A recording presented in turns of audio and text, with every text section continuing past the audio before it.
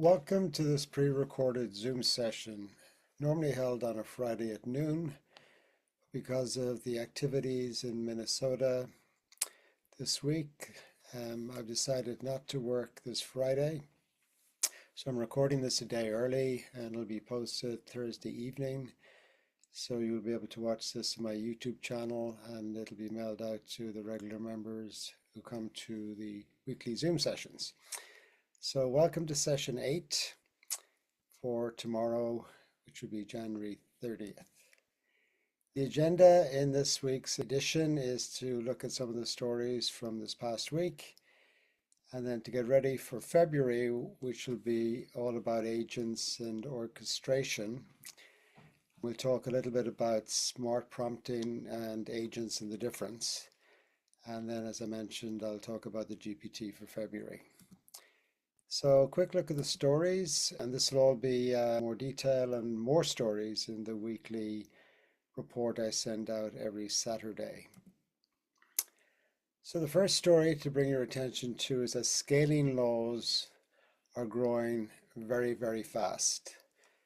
We have a number of companies here. We have OpenAI promising 100 times more capable, faster and cheaper models than their current frontiers. They aim to compress 25 years of science into the next 5, which will accelerate progress in mathematics, physics, chemistry, and other sciences. And they're already processing 8.4 million weekly messages on advanced math and physics. So this is, again, progress in solving some of the previously unsolved problems in the world of mathematics and physics, leading to breakthroughs in those disciplines and related disciplines. In the open source world, Alibaba's Qwen 3 now rivals the American models, which are considered to be the best models in the US, GPT-5.2 and Opus 4.5. So you can see there's a lot of competition between the open models coming from China versus the American closed models. Moonshot AI, which is another Chinese company, they claim to have there's a term you'll hear called SOTA, which is state of the art, is an acronym. So they're starting to claim some of the top benchmarks in agentic AI. And then finally, Grok, Elon Musk's company, they're predicting that they're the only profitable model actively generating alpha, which is a return, while Elon likes to poke fun at everybody else where they're losing money. But basically the idea here is that there's more money going into the infrastructure, inference costs are coming down, GPUs are getting faster, and the models are getting more capable.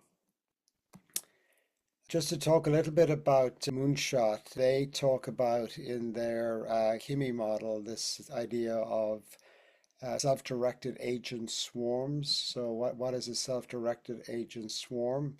Essentially, it's the idea of autonomous agents working independently but connected. So there's no central leader, but each of the agents are talking and sharing with each other. So this is a sort of a view of the future. We've talked before about recursive self-improvement, and in February we'll get into agents and orchestration in more detail. But already you can see in some of the open models, and I expect in the US closed models as well, you'll have this happening, where you have autonomous agents working collaboratively without any central authority. And then if you throw that into the world, a future world of humanoid robots, you're going to have robots autonomously dealing with the world, but then sharing with all the other robots in their ecosystem. The definition of human competencies are being rewritten. This is an example now where Anthropic are looking at engineering exams, and they're only inviting applicants to take this exam if they can beat the model in over time, essentially. So these models can do it very, very quickly. So the question is, can humans get it done if they're given more time? And you can see that Anthropic have also introduced this thing called tasks, which is their kind of agent technology, allowing to track dependencies and collaboration across sessions effectively, giving AI more of a project management capability. So this is another example now of not only AI doing better with coding, but also developing systems and being able to manage the development of systems within the AI, within the LLMs.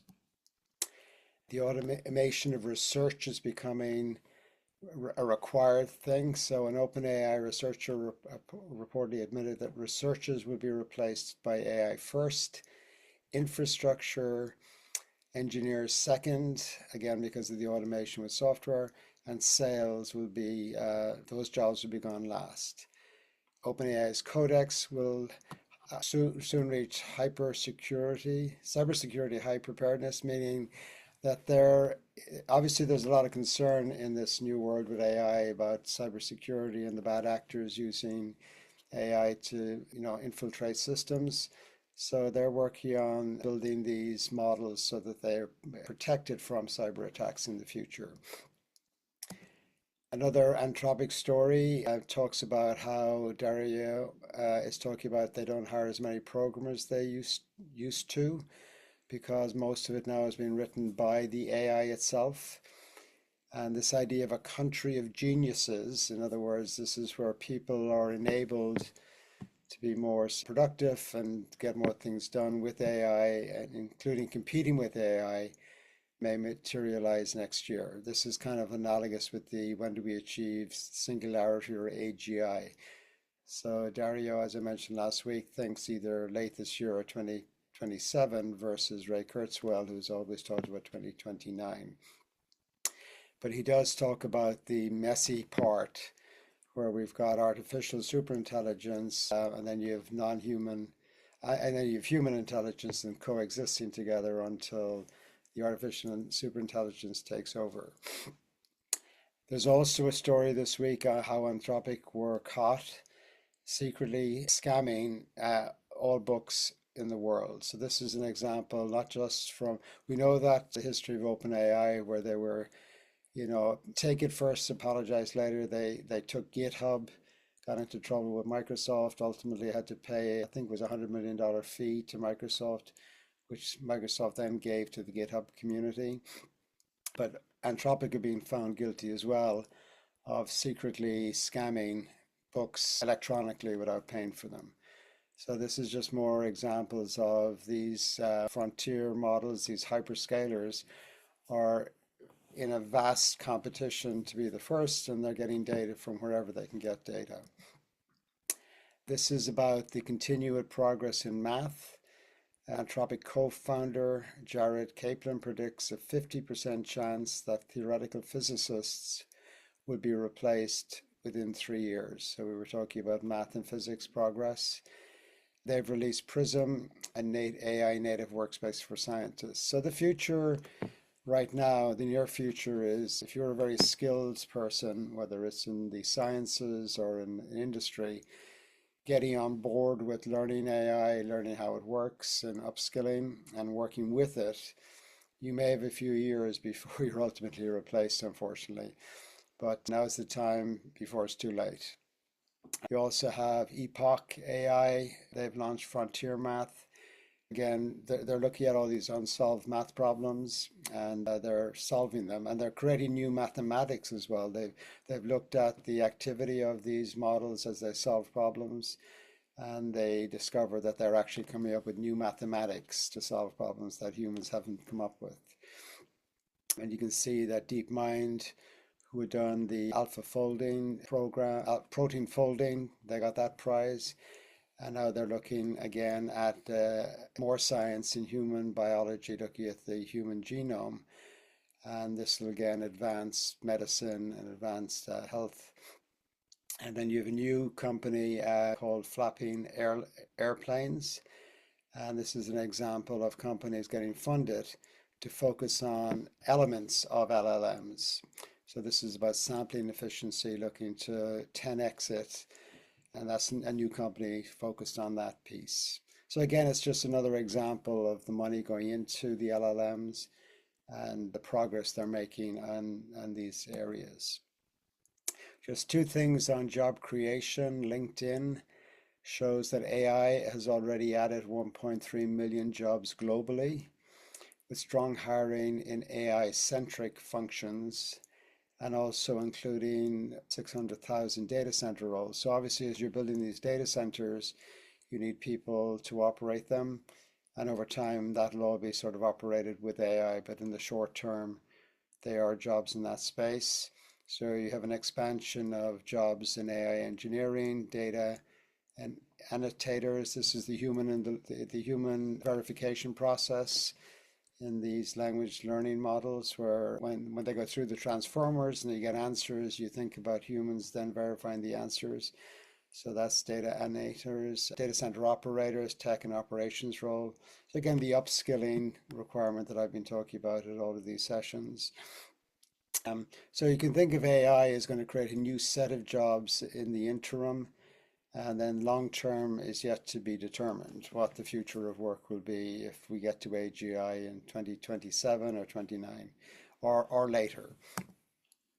And the final story has to do with AI adoption increases. Another survey found that adoption in the workplace is expanding. And you can see in the US it went up from 12% in 2024 into 25% in 2025. So you can see that's a doubling, and I would say already in the first month of 2026 that number has gotten even higher.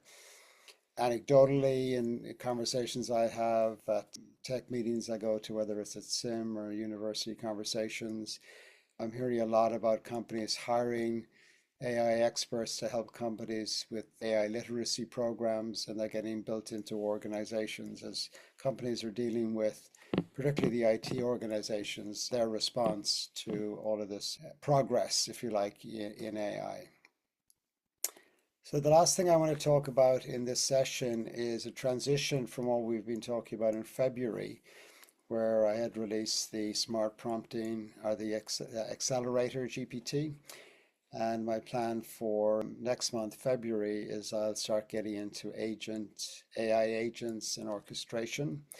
So before we start in February, I thought it would be good to look quickly the difference between prompting and agents for people who aren't necessarily familiar. So looking at smart prompting first, as we've seen in the sessions and in the GPT, if you're all following the 30-day learning that I hope you are, it's essentially a conversational experience with the LLMs. So it's quicker, it's focused on one prompt. You can actually, you can create complex prompts.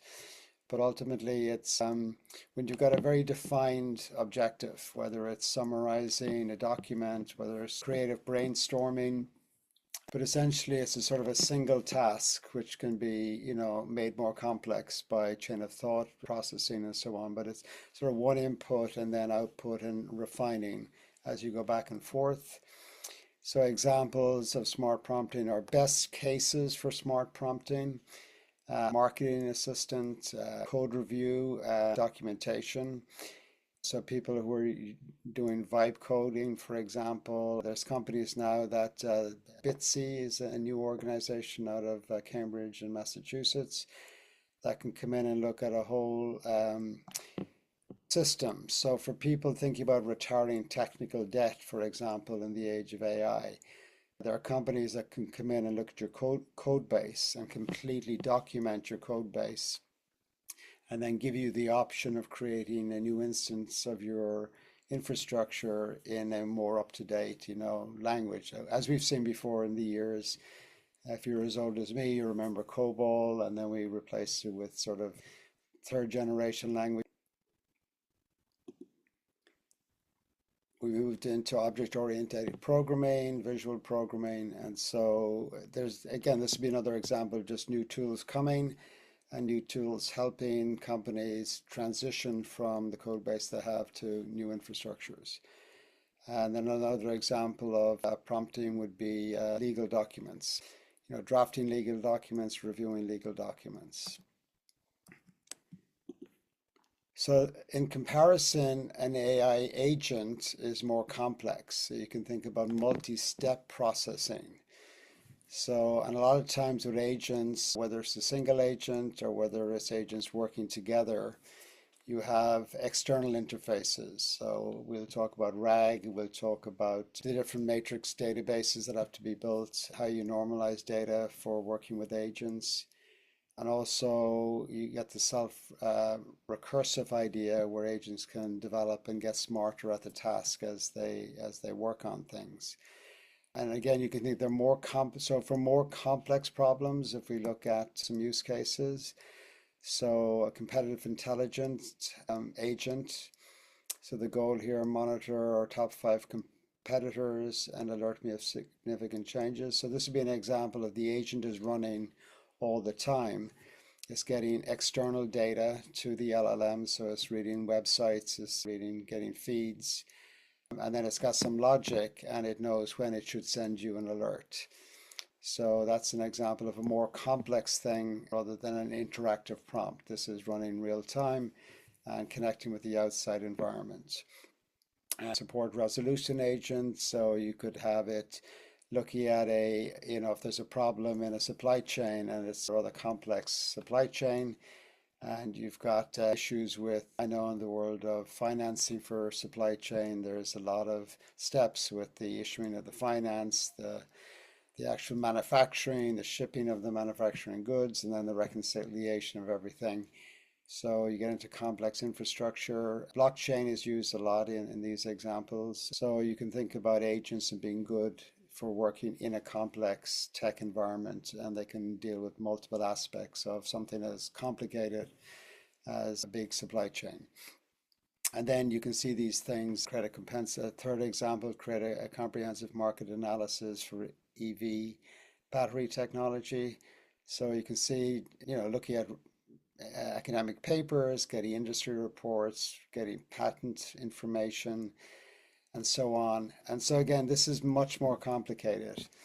So the big key difference here, just to look on a final slide, is that smart prompting is simple and interactive, whereas the agent infrastructure has to be built and tested, and then it runs kind of independently, depending on what you want to create. The human involvement in smart prompting is very high because you're the other side of the conversation, whereas with agents, you've built it and then you're just monitoring it to make sure it's working. Often with the outputs, and maybe you've built in some checks. The complexity with smart prompting is relatively simple unless you get into the more complex smart prompts. Whereas with agents, again, because of the environment an agent would be operating and the problem the agent would be dealing with is more difficult. The tools that you use with smart prompting are limited. Essentially, you can build these GPTs, as you've seen, and if you go into ChatGPT or GEMS in Gemini, you can find that other people are building tools and you can use those tools. Whereas with agents, then you've got a much more comprehensive set of tools, interfaces, APIs, connections outside of the LLM. And you can see the rest of these. I'm not going to read the rest of these. So this essentially is the end of this session. And again, it's just to close up on the month of January, where we looked at smart prompting, and to tee up what we'll be looking at in February with the agents and orchestration. So that's it. I'm going to stop recording, and then this will come out later today. There'll be no session tomorrow, Friday, due to just my view on we all need to respond to some of the problems we have in the country, particularly with ICE and the CBP. So I'll see you all the following Friday, and meanwhile for the next edition of the AND Report, which will come out on Saturday. And we'll see you in February. Thank you very much. Have a great weekend.